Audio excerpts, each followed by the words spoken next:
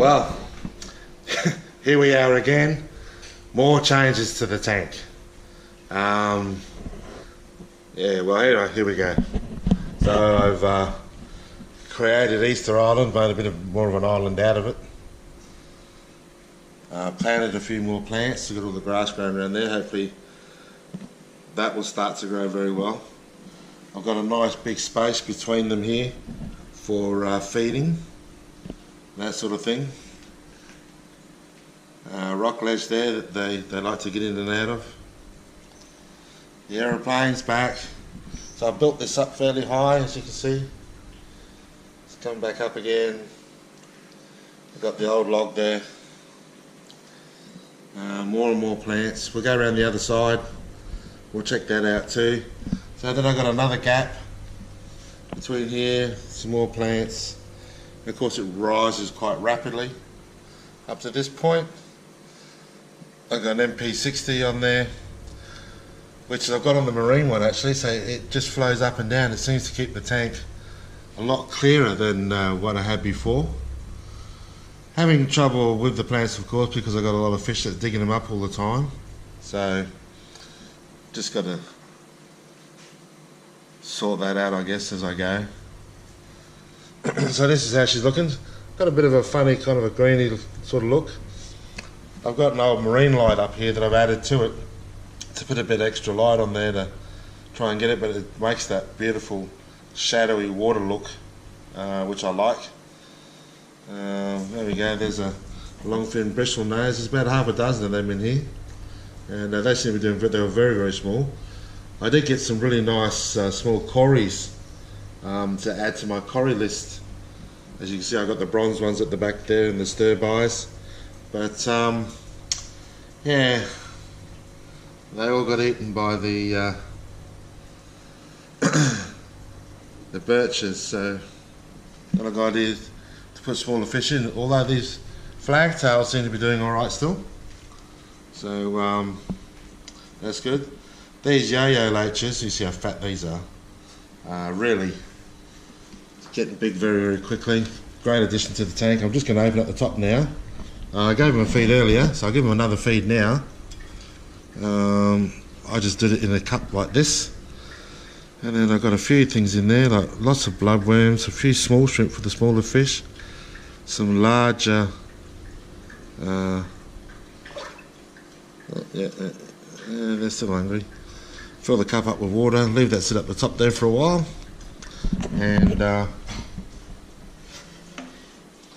alright, so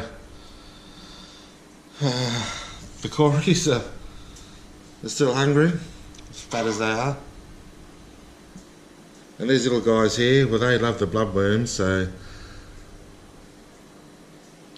I keep the MP60 running so that the worms, as you can see, are moving around the tank. That gives these guys here a chance to eat.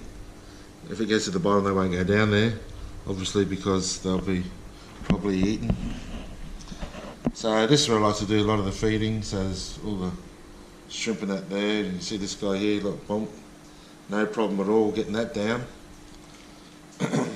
He's one of the later ones, he's one of the smaller ones. But as they get to smell what's going on, they know where to come to.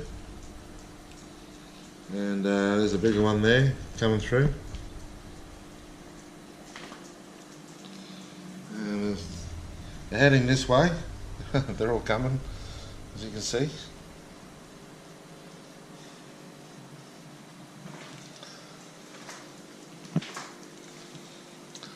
So let's see if we can see down the end of the tank now. Just. So it seems to have a kind of a yellowy tinge to the water. I'm not sure what that is, why that's doing that. I've looked on YouTube to find out if I can, you know, figure out what the go is there, but nothing so far. There are some red cherry shrimp in here. They were actually put in the bottom, in the sump, but they found their way up here. I just saw one before. Well, I thought I saw one before. They're in amongst this stuff somewhere. Well, maybe they've all been hunted out. So, another big change. Not sure if I 100% with this one. I'll wait for everything to grow, see what kind of a... I'm just going to move some things out of my way. Oh. See if it grows on me.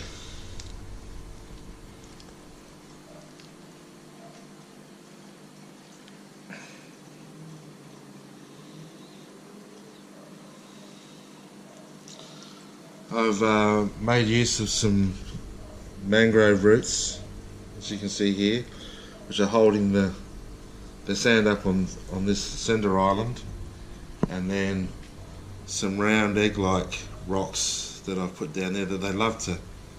The Corys just love getting in and out of there, and so do the loaches. The loaches have grown quite big, and these stir-by were a good size. There is one here that I saw the day before yesterday. Oh, there he is over the back there. He's looking good now, but by the look of his fins, his dorsal fins, and a few of the marks on the side of him, I think he went into the mouth of one of these birches, so must have spat him out. It must have been a bit too big. But these guys, everything's looking pretty good. They're making a mess of everything, but I expected that. I guess if I want an aquascape tank, I'm going to have to aquascape it before I put fish in it. So I'm thinking about buying another tank. Now my wife has made like a nano 100 litre tank that she's put together, which you can see through my tank there in the background. So we'll go over and have a look at that. So there you go, that's what's going on there. It is fairly interesting. Yeah, I'm not sure if that's my lights or what's going on there. But look at this little beauty. So the fish have only been in for a few days. I got some shrimp out of my sump, some cherry shrimp, and put them in. And then we got these white tetra neons, which I find are quite rare. And we've got some hill streams here. Well, there's one of them on the glass. There's a little shrimp that hasn't coloured up yet. So this is the tank. It's been going for a few weeks now. There's a little hill stream there. So there's 2 hill streams in here, and 5 of these white neons. There they are at the back there. A bunch of shrimp. That's pretty much all we need. That little guy there, looking pretty good.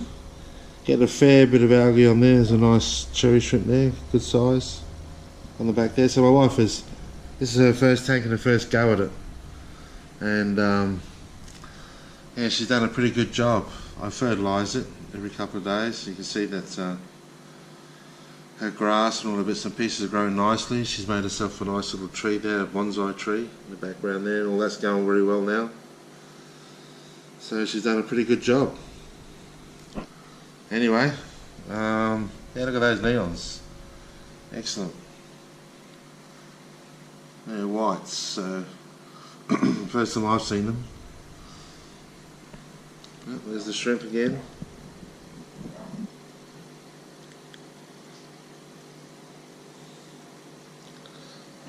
So these are, I think they call them Bangladesh suckers, or Hillstream, Silhouella, or Silhouella or something like that. There's another name for it. So, I heard that the proportion of vegetation and animal life